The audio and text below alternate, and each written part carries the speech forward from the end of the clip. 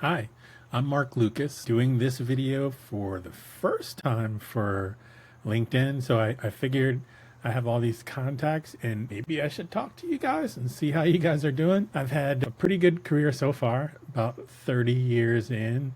And so, yeah, and I think I built up a lot of the folks on my contact list back in 2015. So it's been a while.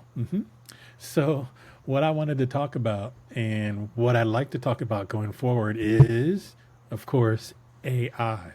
And everybody's talking about AI. I think there was a study out the other day that said like 95% of the businesses who have attempted to utilize AI to increase their revenue have not. So there's something going on, and I don't know, maybe the expectations are too high, not sure. But I wanted to start talking to you guys about like how are you going to use it for your career. So like I said, I'm 30 years into my career. Guess I'm a Gen Xer, and it's like this is a surprise. Now I have to deal with AI. How's it going to affect my job? And I hear that with a lot of people I counsel and mentor and coach, all the stuff. Uh, and I still think it's pretty cool. This is looking back on my career, all the coding I've done, all the coding I wanted to do, but I'm like, that's going to take a while. So let me go do something else, another project. Now you can literally get it done in a weekend, at least the first version, not the full production version, but you can get a prototype up and running. So that's cool.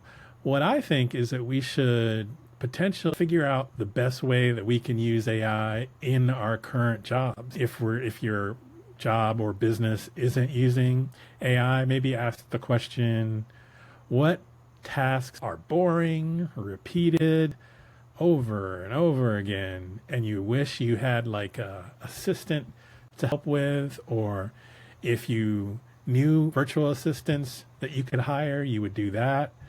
Or you could do, what about that offshoring thing? I've heard businesses send maybe development offshore to India or other countries, and maybe that'll reduce my expenses.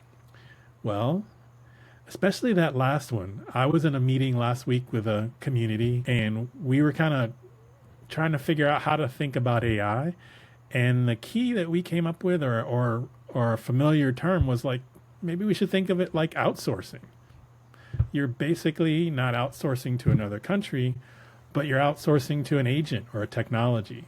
Maybe if we approach it that way, but it's a lot better because we have complete control, or we can design the AI agent to, be in our control and potentially get better results as long as, there are quality control steps, human in the loop, that kind of thing.